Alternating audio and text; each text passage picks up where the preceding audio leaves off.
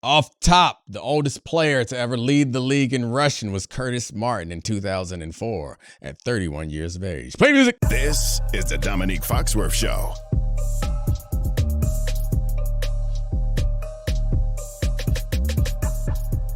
Welcome to the Domonique Foxworth Show presented by Allstate. Throw your hands up. I'm Domonique Foxworth, and I'm joined, as always, by my buddy Charlie Kravitz. And Charlie, what the hell?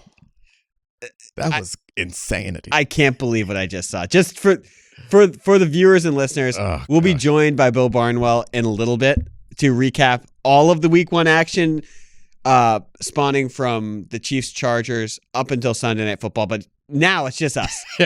We almost recorded this with 6 minutes left in Sunday Night Football when the Ravens were up 40-25 on the Bills. They had been dominating the entire game, and we kept them being like, one more drive. Derrick Henry's going to punctuate it. They'll go up 47-25. Yeah. The Ravens seem completely unstoppable.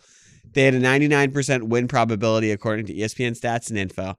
And then in the last 4 minutes of the game, the Bills came back and won 41-40. And the Ravens have a history of completely dominating games and finding ways to lose. At least this version of the Ravens. The last 5 years or so, it feels like they do this pretty often. Last year, I guess they kicked off the season against the Chiefs and lost barely because Likely's toe was out the back of the end zone. This was a different game. Like, that game felt like they were sneaking in and trying to steal it. This game felt like the Ravens were in complete control. Yes. And the Bills could do nothing with Derrick Henry. No matter what they tried to do, the Ravens would just get into I formation and run a simple handoff, and Derrick Henry would go for 60 yards or whatever yards he needed to go to score a touchdown. It felt like the first half of this game, and really up until the last 4 minutes of this game, felt exactly like the season opener from last year, where Derrick Henry completely torched the Buffalo Bills. Or was that wasn't the Chiefs? No, the season opener was the Chiefs. It was the Chiefs. It was later in the season. It was like week 3 or 4 where they played against them, and it was in Baltimore, and Derrick Henry went for over 200 yards. It feels exactly like that game. Sorry. I was watching the same game where he went for 200 yards. In the first half, I mean, Derrick Henry had 101 yards, like with 8 minutes left in the first half. It finished the first half with 126 yards. It's like, we're going to do dribbling DBs. Yeah. Stiff arming safeties into the ground. We were discussing, as we were watching the game, if Derrick Henry and Lamar Jackson are the greatest quarterback running combo in NFL history, which still might be true. Like, this game certainly, like, between them, they had 239 yards and 3 touchdowns on the ground. Lamar was flawless, 14 for 19, 209 yards and 2 touchdowns through the air. And we were like, is this Terrell Davis and John Elway? Is this Aikman and Emmett? Peyton and Edgerrin. Yeah, Peyton and Marshall Faulk. Kurt Warner and Marshall Faulk. We're like, this is of that level. It felt like the story of the game. And now, like, do you think, and we will get to the Bills. We're not ignoring that the Bills are a massive part of what happened. But when you see this, there's a story for you how the Ravens continue to do Ravens things in games like this, because this is, to me, the preeminent rivalry in the NFL. I know that's, some people might think that's disrespectful to Patrick Mahomes and his rivalry with these guys, because they seem to play one of these teams in the AFC Championship every single year, or something in the NFC East, because those rivalries are insane or whatever. But to me, this is the game that matters. And the Ravens, in important games, seem to find weird ways to lose games more than any other great team, because they look like the best team in the NFL when they're rolling. I think that's unfair. So last year they lost that game to the Bills in the playoffs. That was an important game. But I think what you're saying about the Ravens is not necessarily true. Like, most of their important games, like regular season important games, when they had to go up against the 49ers, they go up against the Lions, or when they went up against the Bills last year, like, they win a lot of those games. Yeah. The games that they lose are games like this one, where they are dominant, like they did against the Dolphins, or they did against the Raiders last year. Those are games that they dominate, and we're like, they're clearly the better team. Then they find a way to lose that game. I know they're the better team. That's different. But like right now, against the Bills, who we think are awesome. Yeah. I know the Ravens are better than them. They weren't at the end of the game. I know. And you're only as good, like, you're only as good as your level. The better team wins. As like the scoreboard, right? Yeah, 100%. Like, the better team wins. The rightful team wins almost every game. Obviously, there are referee exceptions. But, like, I think they looked even better than last year. They Can we looked take a unstoppable. break and celebrate the Bills and then get back Do to you want to- criticizing you the want to do- Ravens? let's Because do it. I think honestly, to be fair, the most interesting part of this game were the mistakes that the Ravens made. Mhm. But I do think that what the Bills were able to do was incredible, and specifically, Josh Allen. Josh Allen. Put your hands up. put them up. It's time for your good hands plays presented by Allstate. And that are all going to go to Josh Allen because down the stretch, he made some of the most unbelievable throws in the last 4 minutes of that game that flipped it on its head, where they looked like they were dead. And this guy, I mean, he's a miracle. 394 yards, 2 touchdowns through the air. 394. Yeah, 30 yards on the ground, 2 touchdowns on the ground. It is He does this. unbelievable. I It think is he dart also, after dart. It's also important to point out that he does this without like a top tier receiver. Like Yeah. if I asked you who to double on that team, you wouldn't know who to pick. And like the biggest plays of the game was in the seam to put him at the 1. And then when they went down to take the lead to set the field goal, he hit Palmer on that incredible corner route that the DB wisely undercut, because that's a throw that you normally put on a rope. He put it on a rope, but a slightly higher rope right over top to Palmer, which essentially wrapped up the game for him. And those were just 2 of the many incredible throws. Like there was that tip that can't get really a ton of credit for the tip ball that Coleman caught. But like he's awesome. I mean, you're right. I mean, to me, it was the throw to Palmer where he was rolling to his left. It was preposterous. I mean, 29 targets to Keon Coleman, Khalil Shakir, who is a very nice player, a very nice slot player, and Joshua Palmer. Those are the top 3 targets. So like, he is Superman. He's reached a level of quarterbacking, which Lamar has too. Yeah. That's just, you're never out of these games. If you're within 2 scores and you can get a stop, these guys are so good. They can flip the field so quickly. And this is the story of their defense too. It's like I give their defense a lot of credit year after year because they are not the most talented bunch, and then they're riddled by injuries, but they always find a way to create turnovers. It feels like, and that's like ripping Derrick Henry. That's the lifeblood of their defense. That's what keeps their defense respectable. Because in this game, they couldn't stop the Ravens. They couldn't stop the Ravens. The Ravens stopped themselves. It felt like with play calls and missed opportunities, and then Ed Oliver strips the ball from Derrick Henry. And you got like the Bills gang fumble recovery. 5 Bills touched the ball before a Raven touched them down, which is incredible. Ed Oliver forced that. And then we should talk about it for a second. Because I mean, first of all, Derrick Henry was unbelievable in that game. Every time we were watching the game together, and every time Justice Hill was in the game, no offense to Justice Hill, a lot of respect for you, buddy. I was just like, this is malpractice. Get Derrick Henry back in there. Get Deuce in there because he was completely unstoppable. It was like Tractor Ceto season started early. But we should also talk about the 4th down. After Derrick Henry fumbled, after the Bills went down and scored, the Keon Coleman back shoulder fade was to get it to 40-38. But the Ravens got it down to 4th and 3 and opted to punt instead of go for it.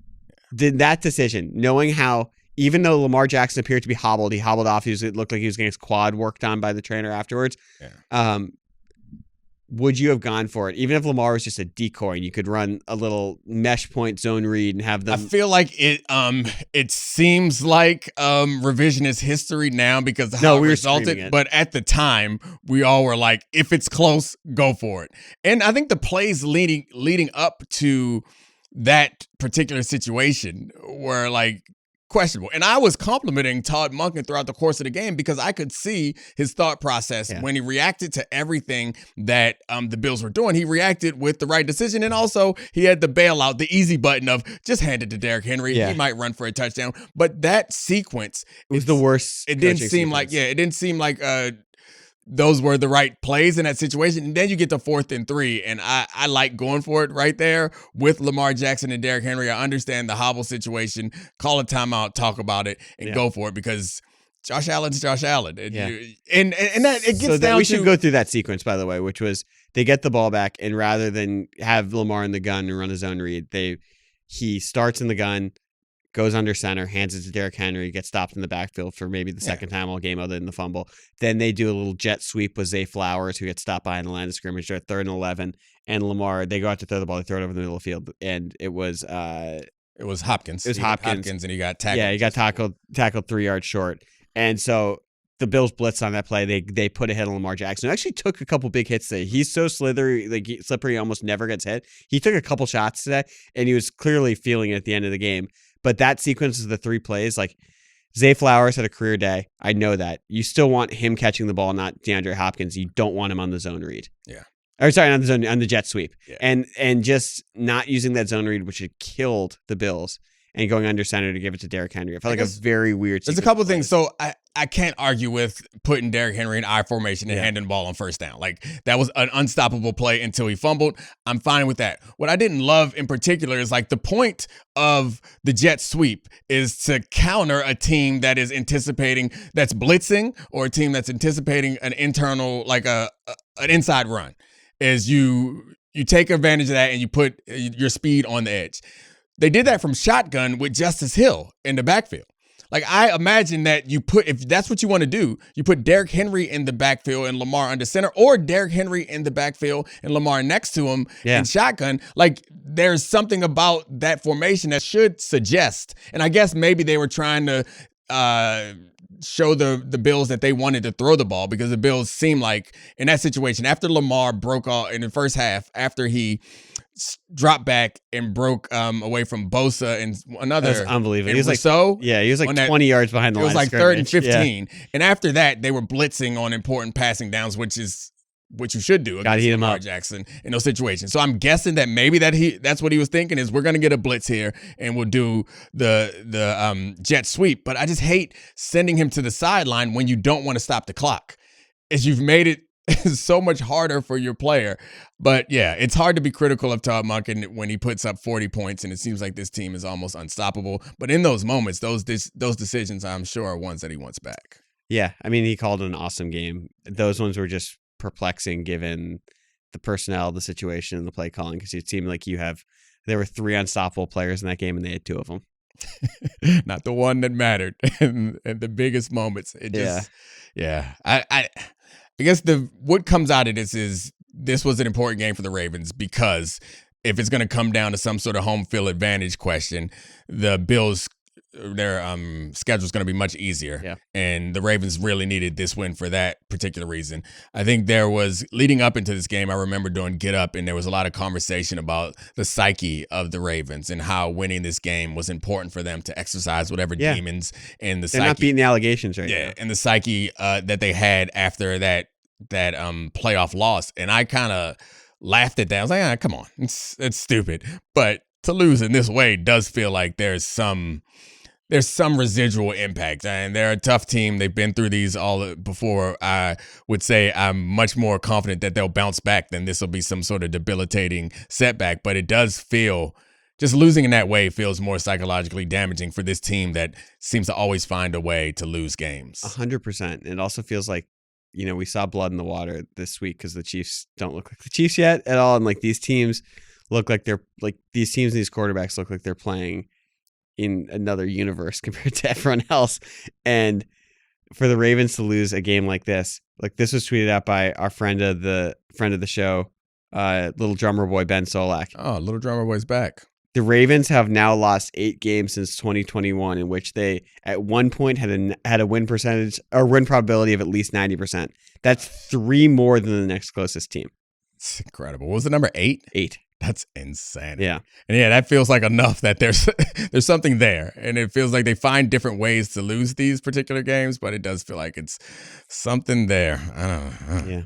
Anything on the fans in Buffalo? There was a fan sort of grabbed Lamar shoved him, which is like good. Yeah. And a fan like it threw a beer on the 49-yard touchdown run by Derrick Henry. It landed like right at his feet as he's running into the end zone. One slapped Hopkins in the helmet and something. But yeah, that's unacceptable stuff. Like, I assume that those, at least the one guy that I saw in the red jersey, he's got to be banned from the stadium for at least a year. We're not a huge hand-wringing podcast, but also just like keep your hands to yourself. Yeah. Keep the stuff in the crowd. Like, we like Bills Mafia does a lot of cool stuff. It's like a fun, weird NFL fan base. Not cool. Yeah, not cool. All right. You know who is cool? Bill Barnwell. Let's talk to him. And now we get to welcome in our favorite guy. We'll have him every Monday, I hope, as long as he doesn't get too mad at me, the great Bill Barnwell. What's up, Bill? Let's talk about all the football. It's just a constant struggle. It's a constant struggle to figure out who I'm more mad at, you or Charlie. I feel like I might get a little bit of both of y'all this week. Nice. Perfect. That's called male friendship, Bill. I'm not going to lie, Bill. I got a new Bill in my life. Bill Krosky Barrett is an elite Bill. Oh man, Charlie is a fake arrogant Commanders fan. It's like he's been an arrogant Commanders fan all season long, and I'll tell you this: we'll get to all the games, but I'll tell you this before we get to those games: that Charlie was texting me during the early points of the Commanders game, like surprised that his team was like controlling the game, and I was like, "You've been talking trash all offseason, like you guys gonna win the championship," but no, tissue. It's scar tissue.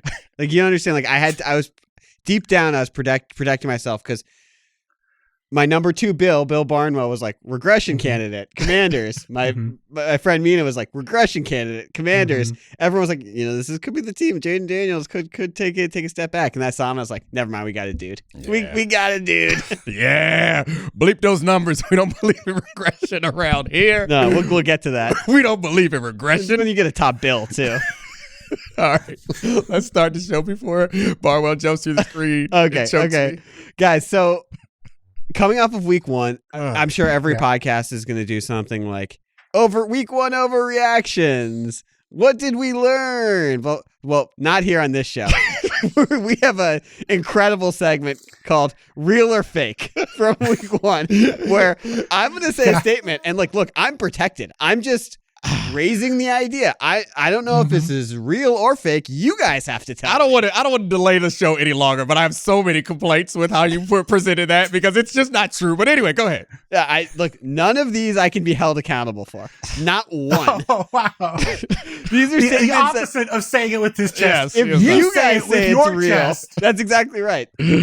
My chest, I'm just getting it off my chest. That's it. Yes. And I tiered these games these topics by what I thought was the most interesting. So we're not going in chronological order. These are just purely Chuck rankings. First one, Lions Packers.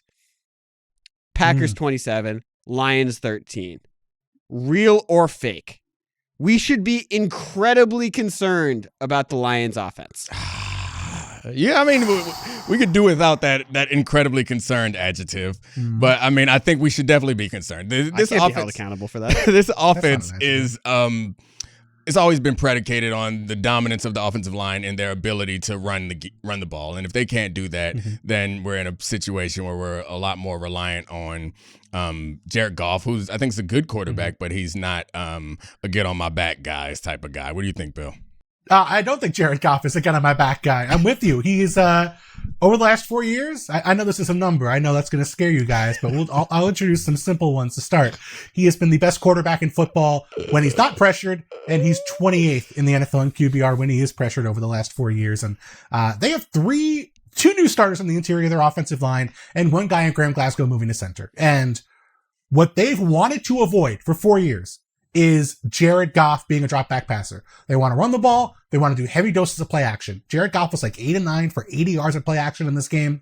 When he did not use play action, he was a mess. He was averaging like 4.5 yards per throw. The interior of the line was not holding up in pass protection. They allowed a bunch of sacks. Taylor Decker had a rough game. Penei Sewell, their star right tackle, had a bunch of trouble with Micah Parsons, including a pressure that led to a pick from Jared Goff.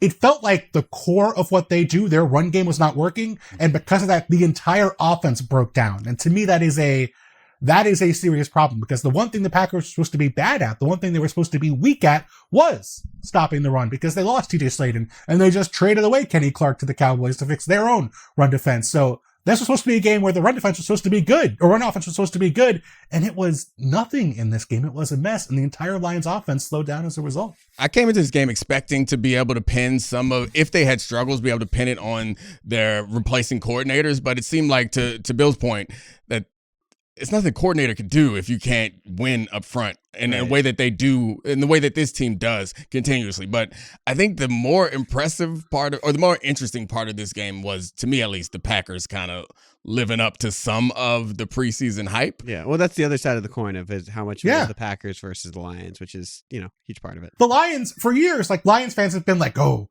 you bring the Packers into this discussion? The NFC North? Like, oh, we beat them every time. And they had one win, I think, in their last 6 games, I believe. That's all changed. Like, this was not just we narrowly eked a victory out. Oh, we had some things go our way. Luckily, they dominated the Lions in this game. This was an anointment game. This was oh no, we are the best team in the NFC North game.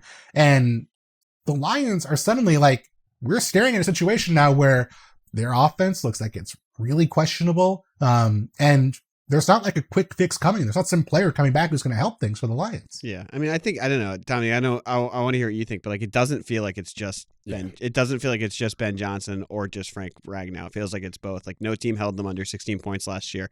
They were held to 13.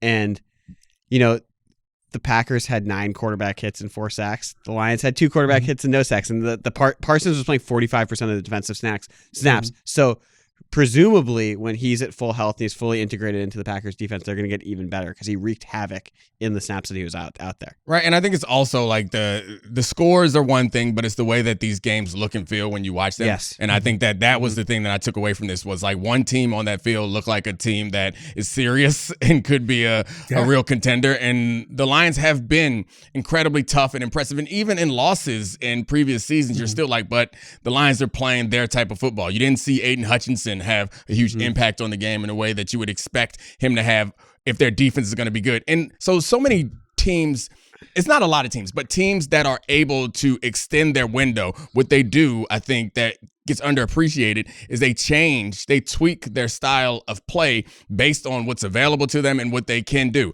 I'm not sure that this team has the ability to do that. They haven't shown it yet, but I guess that's where the coordinator changes becomes an issue, is because that is where you're going to go for someone to be able to find some different way to extend this window. And they didn't just lose Aaron Glenn and Ben Johnson. They lost their passing game coordinator too, who is the Jets passing game coordinator, and their offense looked good. Of course, they weren't playing against the Packers defense, but I digress. No, I mean, like, I guess the Steelers defense pretty damn good. Yes. Or we thought it was anyway. It's so much of that's true. It's like what you said. We've talked about like what could be for the last 7 months. Yeah. And you get so much, you get a deluge of information in week 1. And what we saw is like, of course the stats won't be significant until a few weeks from now, but based on what we saw, just stylistically, the Packers seem so much better. On the show. The passive aggressive. I want you to continue. See if you can maintain the passive aggressive. I'm not the enemy. Defense of analytics the entire show. You can passively aggressively defend you and your fancy numbers and spreadsheets. Okay, well, guys, we're teammates here. I mean, sometimes teammates gotta have it out. Yeah, we fight in training camp. We're in training. You know what? It's good for the organization. You want to get that out of your system early in the year. No, Dominique's point is absolutely correct. But I think the thing that matters here is that the Lions have not needed to change the way they play. They've been able to impose their will, impose their style of play, force you to play them in their game for the last 2 years, pretty much nonstop. Like, if you play the Lions, they're going to run on you. They're going to hit some big plays in the passing game.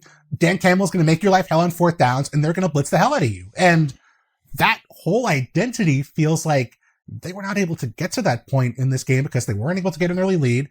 They weren't able to run the football. Their defense was still trying to figure some things out. They allowed a bunch of big plays to the Packers in the passing game. It wasn't like the Packers were incredible on offense in this game. They were okay, but it felt like the Lions offense just was never able to kind of turn into second gear, let alone third or fourth gear. All right, next game, next real or fake. We're going to time travel back to Friday night in Brazil. Chiefs Chargers. Chargers 27, Chiefs 21. Real or fake? The Chiefs offense is still mid. That's real. I mean, it's real. It didn't look very different. I think I had convinced myself that all this speed was going to be unlocked by the ability of Josh Simmons to help rectify this offensive line issue, but Worthy got hurt in the first quarter, and the receivers, the first drive ran mesh into each other, which is a Cardinals. You would get kicked out of an air raid school if you ran mesh into each other on the opening drive of your first game. And just on the Xavier Worthy thing, we don't know at the time of recording this. We know he has a dislocated shoulder, and there could be more significant damage. If it comes out by the time that this is you're listening to this, that he's out for X amount of games or out for the entire season, we know it could be bad. It's been rumored that there's potential has long-term implications for the Chiefs in his season. Yeah. I mean, I think that they've found different ways to win in the past, but it was only so long. You think that this offense this team can exist on keeping it close and playing good defense and letting Patrick Mahomes be magic at the end. We saw that it didn't work in this game. Last year, you can point to a lot of close games that they should have lost, and it feels like maybe a bit of that luck is not going to be there. They were going to have to find a way to be really impactful and not necessarily dominant, but like impose your will, like an offense that controlled the game, and they haven't shown us anything different this year so far, and I don't have any reason to believe that they're going to at some point soon. Yeah, I mean, Worthy getting hurt early in the game made a big difference. I don't know if it decided the game. We don't know what the gameplay would have looked like, but I don't think Hollywood Brown would have got like 15 targets or whatever he got in this game if Xavier Worthy had been healthy. And Hollywood Brown has his own issues, and we can't count on him to be healthy for whatever period of time Xavier Worthy is going to be down. But without Worthy, there's not really that thing to fall back on, right? Like, you know, they can go to Hollywood Brown, but I don't know if he's a number one receiver. They can go to Travis Kelce, and he had that touchdown on, you know, a fake screen and go, kind of a gimmick play. But like, he's not going to be the guy who's going to be getting targeted 10, 12 times a game at this point of his career. They were not super good running the football. They were okay, but it wasn't like they could really lean on running the football. And yes, Josh Simmons was better at left tackle than what they had, but you saw on that incredible Mahomes completion on fourth down that extended the game, they just stuck Khalil Mack on the left guard, Kinjasua Maitaia, and had him create the pressure that way. So like, yes, you could move the problem one over to guard as opposed to tackle. But like, if you still have a turnstile, it's not like defensive coordinators are stupid. They're still going to find the weak spot in your line, and in key situations, they're going to rush that guy. So it doesn't feel like they have a significantly different situation than when they had a year ago. It still feels like a very flawed offense that's expecting kind of Patrick Mahomes and Andy Reid to figure out their solutions, and that doesn't always work. Upcoming schedule. At home against the Eagles, on the road against the Giants, at home versus the Ravens. The reason I'm bringing this up is because, like, it is week one. There's going to be some patience from a team that's made 3 consecutive Super Bowls, won 15 games last year, no matter what we think about the one-score luck. Like, they've bought that, but can they really go through this for a lot of weeks with Mahomes throwing to Hollywood and Tyquan Thornton and Juju Smith-Schuster? Or is it something where they have to take a real hard look in the mirror and call Miami and be like, look, we need Tyreek back?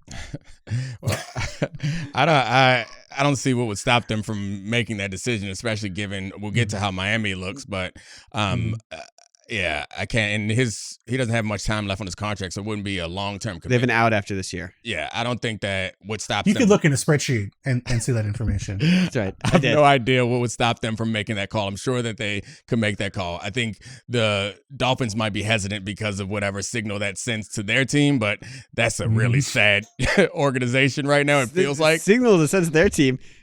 Yeah. like their quarterback, it was asked every day if you like Tyreek, and he's like, I don't know, man. Like, but I think when you have a coach and general manager who are on the hot seat right now, after week one, getting blown out, trade away our best offensive player, I'm not in the locker room, but I'm guessing that people going to be looking around like, maybe we rent, we don't buy. Okay, so that one might be fake. I think this sounds a little bit, or it feels a lot like the Lions situation, except the Lions at least have something to look at and say, this is how we do things. This is the cornerstone of our offense.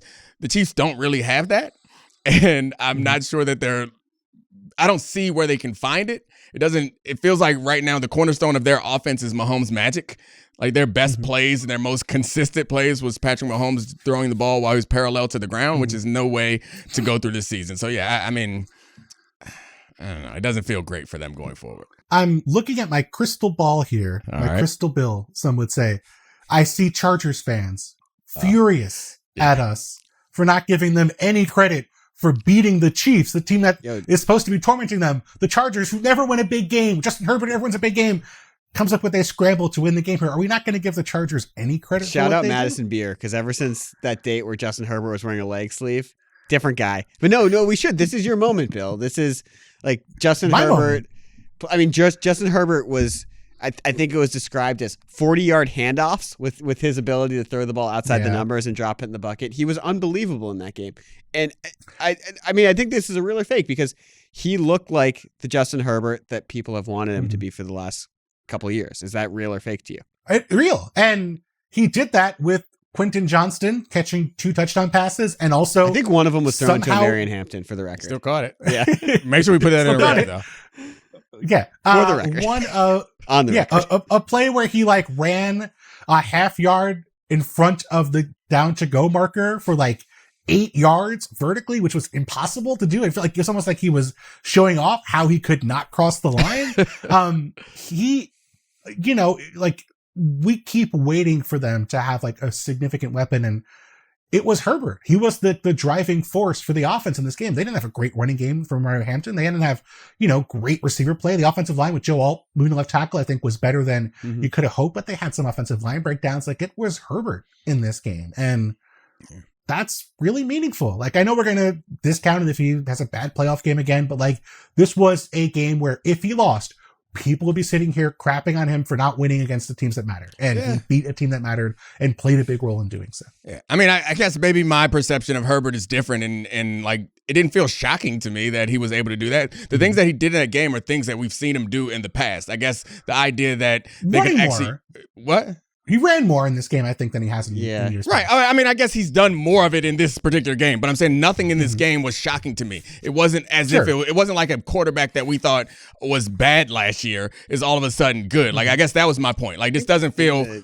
What about this felt different to you, Charlie? Because it feels like you're the one that mainly feels like this is a different version of Justin Herbert. I mean, I think that the team is improving. I think that obviously, Harbaugh's an awesome coach, and some things get unlocked when the program improves. But to me, the reason we led with the Chiefs stuff on this is because it's one game, and I could look really stupid about this. So, but it felt like this Chiefs team felt old watching them play against the Chargers team. Like, that game did not feel like that close of a game, despite the scoreline being a 1-score game. That was at least the vibe of it.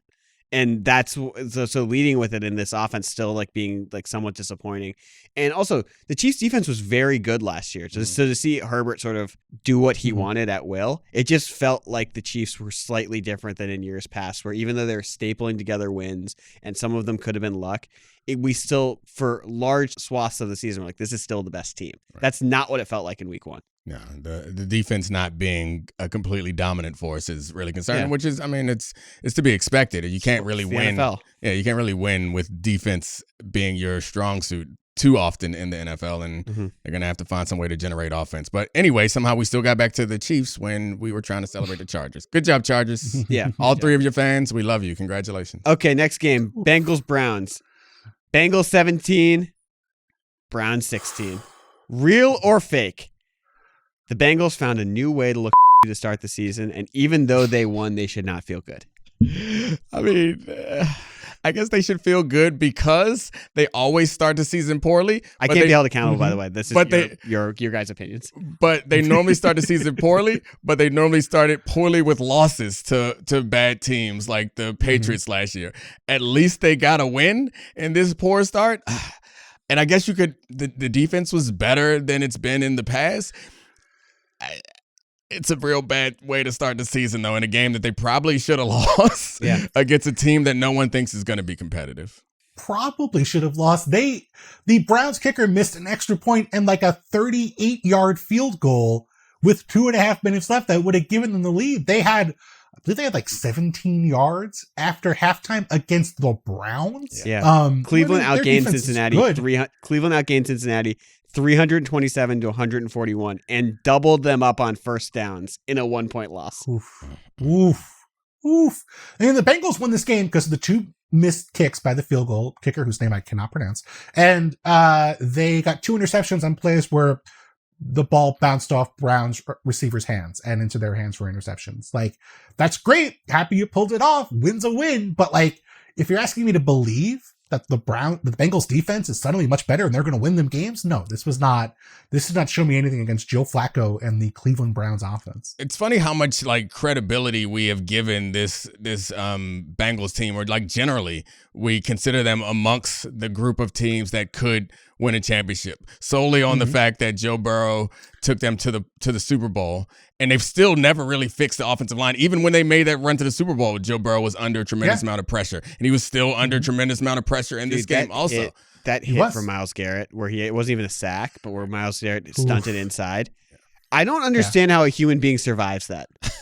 I mean, him surviving those hits is something that he's going to have to continue to do if they're going to be competitive. But there's so many, I guess there's a level of superhuman quarterback play that can make you competitive in almost any game. The problem with picking the Bengals to be a real contender is he's not the only superhero at quarterback, and these other superhero quarterbacks also have defensive units that are respectable and offensive lines that will protect them and coordinators that will help them. Like it still seems incredibly concerning that Joe Burrow dropped in. Joe Burrow was awesome. Dropped into this franchise that was in shambles and made it a respectable organization, or at least a competitive organization. But they still don't seem like they operate in a way that shows any consistency or anything that I can trust. And that feels like it's bigger than Joe Burrow. And probably bigger than the coaching staff and probably goes up to the top. They get Jags next week, who did have a ugly but successful win today against the Panthers. Then Vikings, and then they get the Broncos the week after that. So they get two really good defenses, week 3, week 4. Do we have any faith that if Joe Burrow struggles in those games, that the Bengals defense is going to hold up their end of the bargain and win the game for Cincinnati? I'm very skeptical that's the case, even though they did win them the game, I guess, in week 1. Well, Domonique, you can talk about this. Like the talent gaps in defense in the NFL, of course, some are better than others. But when you have new coaching, if the scheme improves, it's much more capable for them to regress and be closer to the middle, have a positive regression compared to where they were last year, right? I absolutely 100% believe that the talent gap in the NFL is small enough that there are tweaks to coach in-game coaching decisions and game planning that can take a defense that you think is terrible to like middle of the pack or middle pack team to really good. And of course, adding other players or great players like Stewart, which may not shape up to be a super great down-to-down player, but I think has the athleticism to be impactful in important moments. So like that's there. That hope is there. The problem is the point that Bill made earlier is like even in this game, it felt like the defensive production was not a result of like sound, consistent defensive play as much as it was a result of turnovers, which are great, but you can't always count on that. Like you need to be able to stop some people. Right. And I mean, what we could say for sure, beyond week 1, even though they got the victory, their offseason mantra was, we are not going to be crappy week 1. We are not going to lay an egg week 1. Yeah. And they laid an egg. The problem is the Browns just dropped the egg and cracked it. So like all that stuff about how they needed to play during the preseason and change up what they did, I know they won. Congratulations. I don't think it made a damn bit of difference. Real or fake? Steelers, Jets. Steelers 34, Oof. Jets 32. Real or fake, this is the best both of these offenses will look all season. I mean, I think that's fake. I think that they at some point will look as good or better. But I think more than anything, I was surprised at how bad the Steelers defense looked. Or I guess that means how good the Jets offense looked. But that Steelers defense, like, they were competitive in games and like successful against Lamar Jackson in games last year. Like that Ravens offense that was statistically like one of the best of all times. I didn't expect them to come out here and be befuddled by Justin Fields offense. Even though Justin Fields is a great athlete, like I was like, all right, the Steelers defense has experience and super talented, super effective offenses led by freakish athletes at quarterback who actually passed the ball better than Justin Fields. And they struggled in this game and it shocked me. Yeah, I thought Justin Fields played really well for the vast majority of this game. I want to give him credit for how he played. I don't think this was like a Steelers defensive meltdown. It felt like the Jets did a really good job blocking up front. I went back and watched a little bit of their run plays. They had a bunch of, a lot of smart stuff built in with Justin Fields. Like the first play of the game, they bring a guy in motion, which might indicate they're going to block. They have Justin Fields hand the ball off, but he still makes that move back the other way, like he's going to boot the other way. And they take that guy with motion in and bring him back the other way, like he's going to be in the flat. And that slows down TJ Watt. He can't chase down that play from the backside. It was like leaving a gap open for a big run for the Jets to start that game. Like there's stuff built in that I thought made a lot of sense and looked like there was actually a lot of thought put into how can we make this run offense work? How can we make the play action game work off of this? I felt like that was really promising.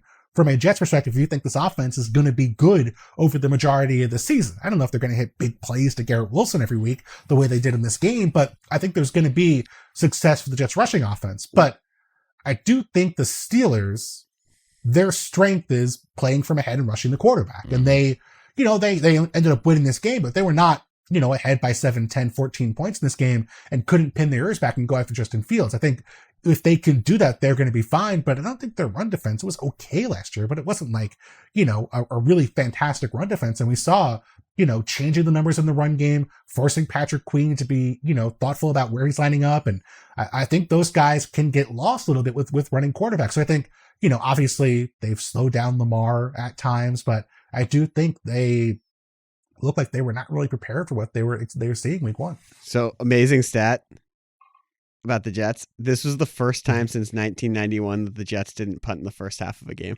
So congratulations to the Jets. Yeah. I hope that continues. That's a small victory for them. They didn't win the game, but that's a great victory. It's not a victory. I'm sure. It's not a victory. I'm sure on the New Jersey Turnpike, stuck in traffic on the way home, someone puts down their window, "We didn't punt for the first time since 1991. People getting out of their cars, they're clapping. You hear the Sopranos theme song playing in the distance. You don't think Aaron Glenn started his post-game speech with that? I strongly doubt it. I think Aaron Glenn is probably disappointed and he wanted to win the game. Yeah. But sorry, go ahead. Yeah, no, I was going to the quarterbacks also, but I think the new additions to the Steelers, that was also like a bright spot from DK, played well. Jalen Ramsey, I think at the end played well. Yeah, he had a couple of plays, and especially that hit to end the game.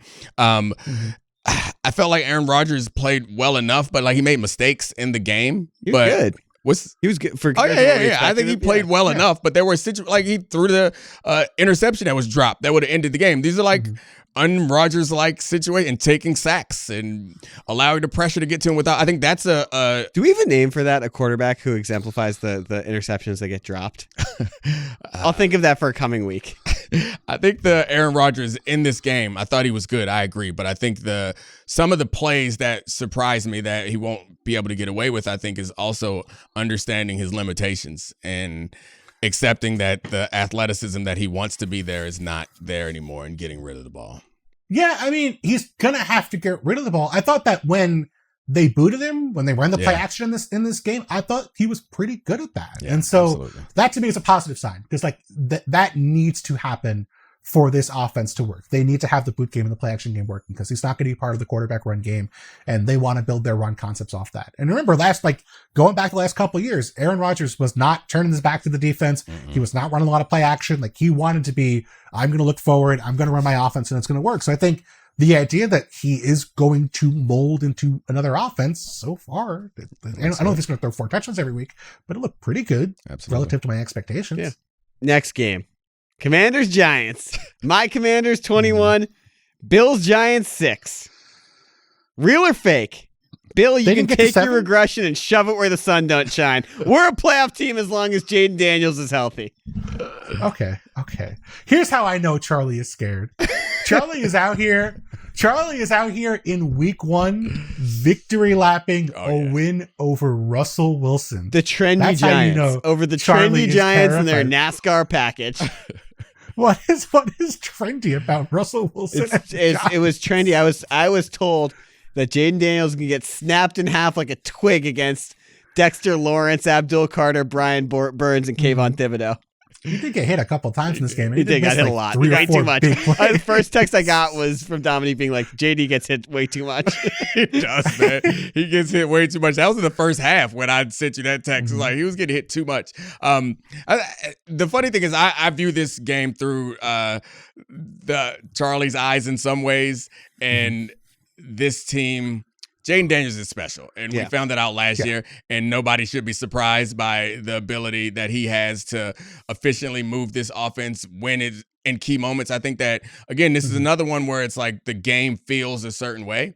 Watching that game, it never felt like the Giants had a chance. Oh, it felt like the Commanders were sloppy, and their sloppy game was winning by 15 instead of like 34. Yeah, and every time the Giants got a little bit closer, Jaden Daniels was able to, and the defense stood up in the red zone a number of times, but Jaden Daniels was able to create the drive, get the first down that was most needed. So yeah, that's encouraging for this team going forward. They're kings of the NFC East. I know Charlie thinks they're going to beat the Eagles. I never said that. You believe it though. Literally before the show, Dominique was like, "Can you cook up a hot take that they're the favorite in the NFC East?" Now I was like, "I can't cook it up because I can't say something I don't believe." Wow, for reverse production from Domonique Foxworth. That's the roles have finally reversed. What I found so frustrating as a Giants fan in this game is like it felt like every drive the Commanders would be in like 2nd and 15 or 2nd and 17, and it would feel like there was a 100% chance they were going to convert for a first down, and they did either on that play or they would get like 12 yards on the play really easily and then convert 3rd and 5 with no problem. So all my like 4th down stuff. They didn't need 4th down in this game. It's everything so manageable on 2nd and 3rd down. Right. And so I think that's the part that's really exciting if you're a Commanders fan is just the control Jaden Daniels has over the game, his comfort in any situation, which a lot of young quarterbacks don't have. And then the run game, which to me, I think was the really exciting part about this game was how good the Commanders run game was, even though we didn't know who their starting running back was going to be until the game actually started. And I would throw on top of that, as we celebrate the Commanders, that their defensive front, like their defensive line, seemed to be in control of that game in a way that we haven't seen. And honestly, in a way that I think we expected the Giants' defensive line to impact that game. They were in the backfield giving Russell hell. And I know that at some point they're going to go to Jackson Dart, but I don't think Jackson Dart would have fixed that. It might be next week. Yeah. Dable will commit to Russell Wilson. I was calling Russell Westbrook. Russell Wilson is the starter. But no, I mean, weren't you shocked? Like people mocked the Javon Kinlaw signing this offseason. Monster. And like Kinlaw, Deron Payne, Dorrance Armstrong, they were all impact players on the line, and Trey Amos did a really good job as his first career game in the secondary too. Like the defense was really rough in patches for Washington last year, and that was to your point, Dominique, much of the story today. I mean the Giants had like 13 plays inside the 5-yard line at one point in the second quarter and didn't score. They gave up. They kicked a field goal from 20 yards out. That they were was like, so this. funny. I'm sick of trying to score. And that was kind of the point. It was like, oh, you have no hope of winning this game, Giants. And Malik Neighbors, did he say anything after the game? He just seemed like didn't need to. This was like week 10 level of frustration that he was showing, just like in his face and body language. I was like, man, this boy been losing for 10 weeks now. This is week 1. He looks like he wants to murder his coach and his quarterback. He went from catching balls from Jaden Daniels to being on this Giants team. You can't forget that last year he literally said, "I would love to catch passes from a guy like Jaden Daniels." Well, he's not going to be. Sorry. It's bleak out there. So you think Jackson Dart next week? I would love to see Jackson Dart. I don't know if it's next week. You got to wait till Andrew Thomas is healthy to make sure that you can protect him. I think that's like the priority number 1 is his long-term development. But the stuff in preseason, I mean, Billy, you asked me the last time you were on the show how much of my opinion of him changed seeing him play in the preseason. It was so exciting. And like the Russell Wilson stuff, not fun. Did you guys notice after one of the preseason games, Jameis Winston came out, he was like, "Oh, the 3 amigos," and it was Jackson Dart, Russell Wilson. Oh no, sorry, it was Jackson Dart, Jameis Winston, and Tommy DeVito. The other quarterback wasn't part of the 3 amigos. That seemed a little concerning to me. It was, I remember that, and it stood out to me. But Russell didn't play in that game, right? That was I think that was his like. You could still those 3 you played could still be in like the game. Our other friend, the 4th amigo, who's not here with us. I agree. He should have been an amigo. I agree. What? He's not an amigo. I mean, it's definitely tough. All right, next game. Raiders, Patriots. Raiders 20, Patriots 13. The real or fake to me is not even about the result. It's about Brock Bowers. He left the game with an injury, but there was a preseason storyline that Brock Bowers was, who, by the way, looked like the best player on the field while he was healthy and played less than 3 quarters and over 100 yards, was looking completely dominant. But there's a story in the preseason that Pete Carroll said he was going to split snaps with Michael Mayer. And that is what has actually happened. So real or fake, when Brock Bowers, who said he's fine and he didn't come back in the game out of precaution, comes back, he's going to continue to split snaps with Michael Mayer. I mean, he's good. Like he balled in this game. Like and Michael Mayer's a good. Like they chose Michael Mayers. He's a good tight end. He's good too. Yeah. I don't know. I guess this is a non-story to me generally. Like I think that I'm just Brock play your best players. Yeah, play your best players. He had like 10 targets. And 8 targets in less than 3 quarters. Who gives a how many snaps he gets? Yeah. I don't know. Yeah, like if this were like the Arthur Smith Falcons with Drake London and Kyle Pitts not getting the ball, okay, that's different. He was on the field. He had 105 yards on 20 routes. Like if he's going to run 20 routes a game and still get 100 yards and get plenty of opportunities, who cares? Like it was fine. To be fair, that the argument I guess is him having him out there like changes the way that the defense attacks you and it makes it easier for everyone else. You could be him running routes even if he's not getting targeted. So you want him on the field as much as possible. But it's hard to complain about him not having enough targets and he got injured, or him not having enough snaps while he's in a game where he also got injured and still got targeted more than enough times. But I mean, I get the argument that having him on the field improves your team. I'm picturing something here. This is a question that is strictly about Charlie's fantasy football. Don't team, have him. and he's Don't brought have it to him. I us wish I as had a him. result. I will say I've been a huge. I went all in on Brock Bowers. I saw him in that like Auto Trader shirt, and people were out on him. I was like, "This is officially my guy." But no, I sadly don't have. He was like a second round pick in fantasy, and I was like, "Am I going to really like come around the snake and not have a second running back?" Before we go to the next game, I really am looking forward to how you introduce this game, because the way that you introduce all the other games up to this point is really irking me. So I'm not going to ruin it for you. I just want to hear it happen and see how it goes down. I say the names twice. Yes, this is drive me crazy. As you say the names of the teams, and then you say the names of the teams with the scores. Why can't we say the name of the team with the scores the first time? Because I wrote it in poorly in our prep doc. Colts Dolphins. Colts 33, Dolphins 8. Ooh. Real or fake, the Dolphins are the worst team in the NFL. Oh, gosh. Why we start the real or fake? We should real or fake. Domonique Foxworth was prophetic. That's the real or fake we should do, because I said the Colts was going to be nice, and they look good. Anyway, Bill, what were you saying? They look good against the Dolphins, who did not look nice. Are you saying the Dolphins are the worst team in the NFL? I am not. Here's the difference, though. I watched Cardinals Saints. I think the Saints are the worst team in the NFL, but they were having fun. They were exciting. They went down to the final drive. The vibes were like, "Oh, letting it rip on that last drive." He almost won the game. You tried your best. He almost tied the game. I don't know if they were going to win the game. They would have gone for two. They're the Saints. They have to go for two in that situation. That's obligated to. Kellen Moore's clock management may be a little concerning, but we got there. It was still fun, but they were enjoying themselves. The Dolphins were not enjoying themselves. That is the bleakest week one vibes I can remember for a team, outside of maybe that Ravens-Bills game where Nathan Peterman started and that was amazing. Vontae Davis retired at halftime. That was probably worse vibes, but not by a lot. If you had told me Tyreek retired from the NFL at halftime, I would not have blinked an eye watching that game. I actually had a similar observation in how I was telling Charlie that one of the worst things is getting blown out on the road, because the flight home is just so depressing. And then I realized that, you know what's worse than that? Is feeling like you have no hope after week one and looking at this at home by Daniel Jones. Yeah. I mean, they were on the road. Yeah. And getting blown out. And then you look at your schedule and say, we got 17 more weeks of this.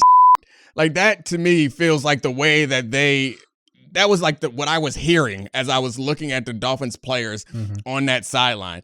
And I know that we shouldn't give the Colts a ton of credit because the Dolphins aren't that good, but there's something to be said for crushing a team. Like, this just doesn't happen in the NFL. You don't win 33-8 in the NFL against anybody. Like, it just is a rarity. And they did it. They destroyed this team in every different way, and they barely scored. And yeah, I don't know. I think that they deserve some credit. They played really well.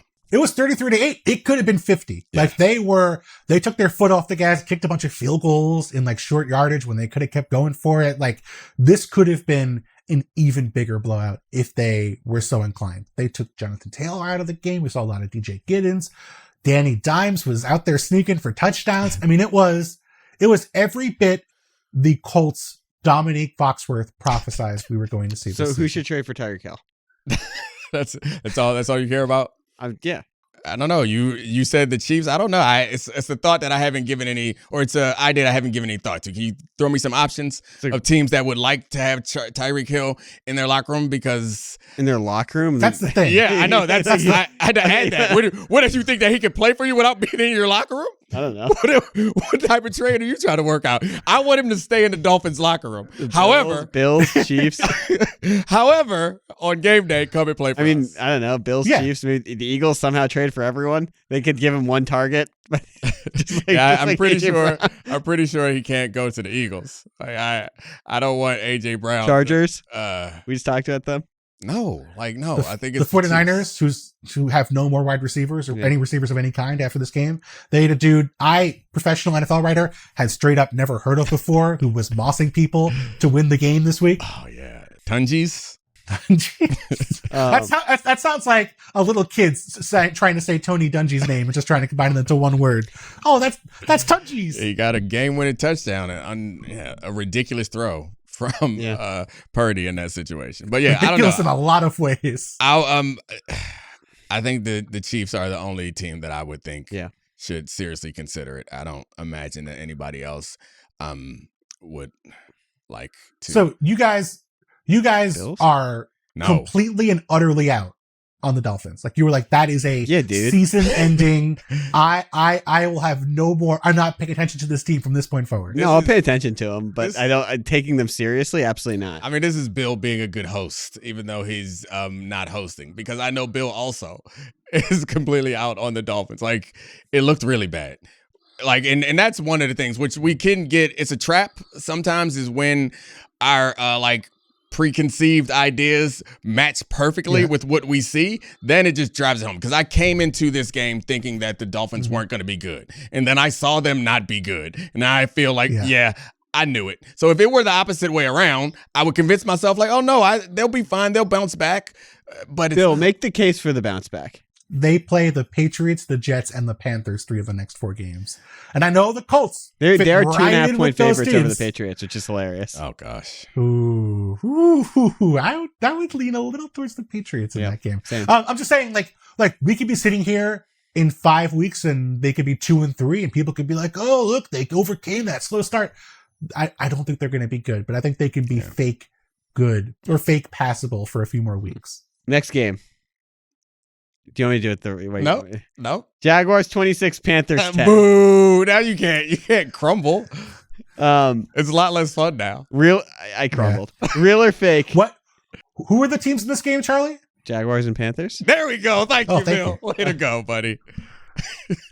Real or fake?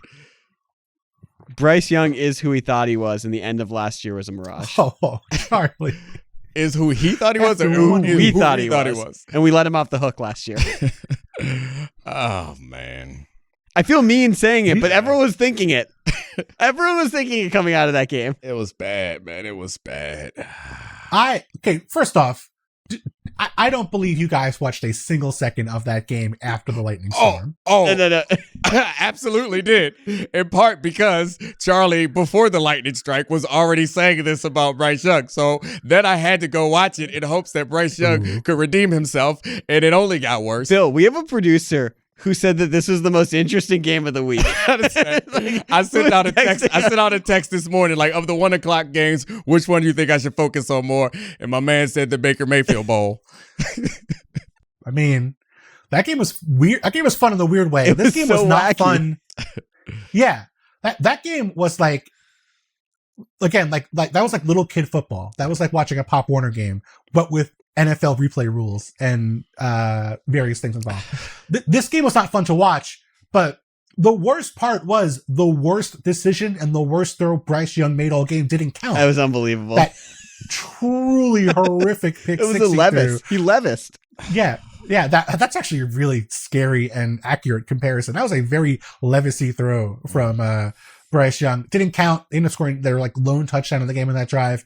It felt hopeless. I just don't know if the Jaguars are good yet. And so I'm willing to hold out some hope that the Jags might actually be a pretty good team. The Travis Hunter experience was like I think the main reason why it was suggested that I watch this game. And overall, I felt I was surprised at how concerned I was for Travis Hunter. And it seemed like the strategy, which makes sense, is like, he's a super athlete. Let's get him the ball as quickly as we can and don't mess around. And hopefully he could break something big. I just hated how, because that seems like it's the strategy, Travis Hunter was not willing to go down easily. And he just got hit so often by so many different people. And I know this is not like real great analysis, but the whole time I was watching it, I did not watch it thinking like, damn, Travis Hunter's incredible. He's going to break one of these. I watched like, I hope he gets up. After all these people kept piling on him. He looked small. He looked really slight. He was fine. He didn't play a ton on defense, but 6 snaps on defense. Yeah. Overall, I think there was a lot of concern about him trying to split time. It didn't seem like they are looking to tax him physically in that way. They didn't. Well, you said 6 snaps on defense, and like 39 on offense. Yeah, that's less than had he played full time on either side of the ball. So it doesn't seem like they're concerned with, or they're going to put him in a position where they're asking too much of him physically. It felt like they wanted to give him just enough snaps on defense that they didn't piss him off. They're like, "Oh, listen, you're part of the game plan. You got those 6 snaps, buddy." When he was like, he played off coverage. They hit a slant in front of him for a first down to McMillan. Like, I don't think he had a big role on defense by any means.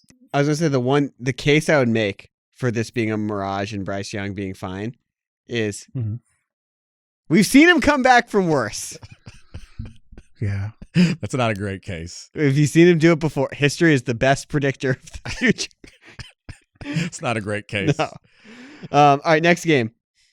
All right, sorry, I'm combining these. We're breaking the format. Okay. Real or fake? The Broncos and the 49ers were just really hyped teams before the season.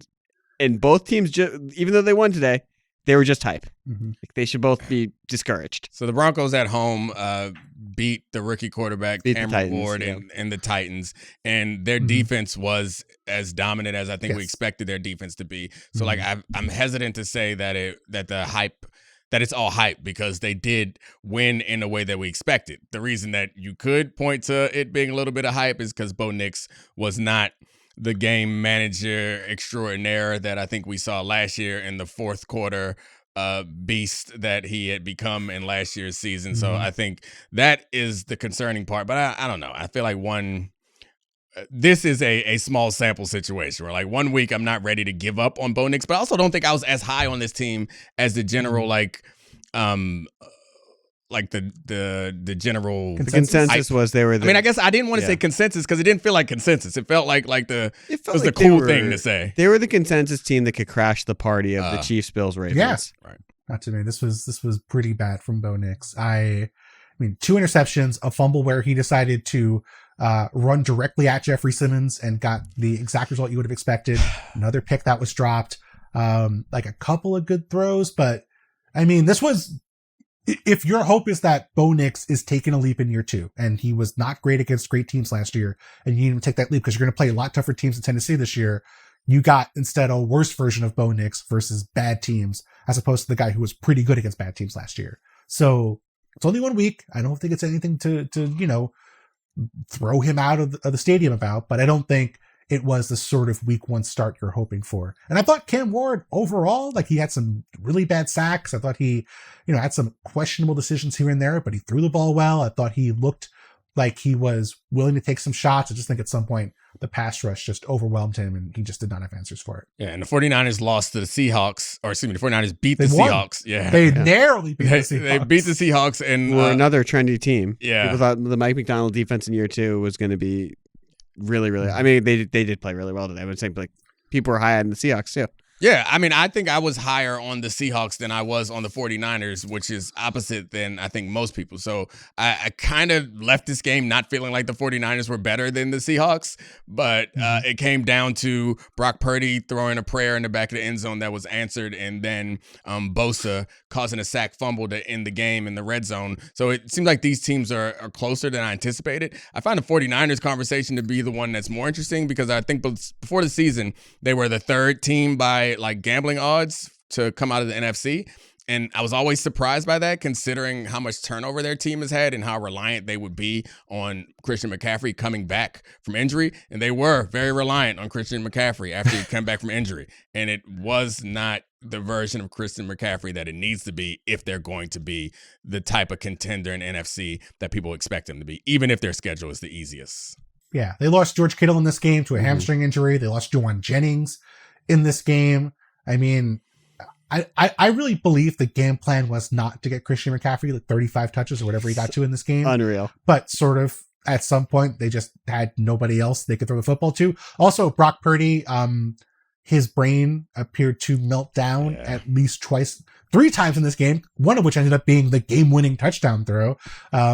Brock was just absolutely insane. I think it's so funny that like for years we were like, oh, he's a game manager, like he's going to work with good there. I feel like he has convinced himself that he has to be something different. And he's like Benjamin Buttoning Josh Allen's career. And he's at like the point where Josh Allen was like, trying to hit Patrick DeMarco for 40-yard bombs against the Texans in the postseason. Like he made throws in this game where I was screaming at the TV not to do that. And some of them even worked. I mean, I feel like Brock Purdy's always kind of had that in him. Yeah, you should see his Iowa State highlights. Well, I mean, not even Iowa State in his NFL I agree career. with you. Yeah. But I'm saying that was the criticism of him earlier in his career, was that he was going to get exactly what the offense got you and nothing more. He is not that quarterback. And I think he's only showing it even more now than he was a couple of years ago. Yeah. All right, next game. Mm-hmm. We'll knock out these last two games really quick. Lightning round on these. Bucs 23, Falcons 20. The Bucs are going to win the NFC South for a fifth straight year. Because we can throw out the Panthers and the Saints. Yeah, I mean, Yes. I think that that is a safe bet to make. Baker played incredibly well. Obviously, Tristan Wirfs is something that they want, or a player they need back at some point, but they got away with this win on the road against the only team in the division that we think is a contender. I think the Falcons can feel good about Penix playing well and leading what was a game-winning drive, throwing a pass that if the receiver would have opened his eyes, he would have caught, and they would have taken the lead. But yeah, you can feel good about it, but I think that that's a game that they probably needed to have, honestly, if they are going to knock off the Bucs in the division. But yeah, I think the Bucs are the front runner for their division. I don't think there's a lot between these two teams. And I think we saw that. Like, this was a very close game that came down to maybe one or two, kind of freaky plays. The like you said, the play where Winfield knocks the ball out of what would have been a touchdown, and then that wasn't even the play that I was thinking of. I think he threw like what were you talking about? No, that play, he threw a fade after that play that just dropped in front of the receiver, and the receiver's eyes looked back. The Winfield play is just a great DB play. Like, I mean, that's nothing wrong with that. Winfield's outstanding. That was a great job. That was a ridiculously nice play. No, but they're like basically this, like they're similar caliber teams to me. I just think now the Bucs having that tiebreaker, having the road win is like enough to push the division their way. I just don't think it's like they're the class of the division in terms of the talent or how they played. And Emeka Egbuka's awesome. Yeah, he's awesome. Yeah. Last game, Rams 14, Texans 9. The Texans didn't figure out anything to bring back rookie CJ Stroud. Yeah. Real or fake? Real. Yeah, that's obviously real. Like this is again one of those situations where when what you believe coming in is actually brought to fruition in the game, it like really solidifies your point. So it's like they didn't address their offensive line issues, and again, it was an issue. So like I have no reason to believe that it'll get better at any point this season. It sucks for CJ Stroud, but their defense is incredible, so they're going to win a lot of games because of that. And CJ Stroud is still good, but I have a hard time imagining him having a continuously productive offense. This felt almost exactly like the Texans from last year, which we know what they are. That's a good team. That's a playoff team, probably. That is even maybe win a playoff game team if they get against the Chargers again. But I don't know that it's a team that is on the ascending. And with the young talent they have, they should be ascending, and they're not right now. That was fun. I think our team got a win on week 1. Big win for us for week 1. Thank you, Bill Barnwell, for joining me and Charlie on the Domonique Foxworth Show, presented by Allstate. Throw your hands up for the last time today and for many more times this season. Thank you, Charlie. Thanks to the great producers. Thank you, Podville. We out. This is the Domonique Foxworth Show.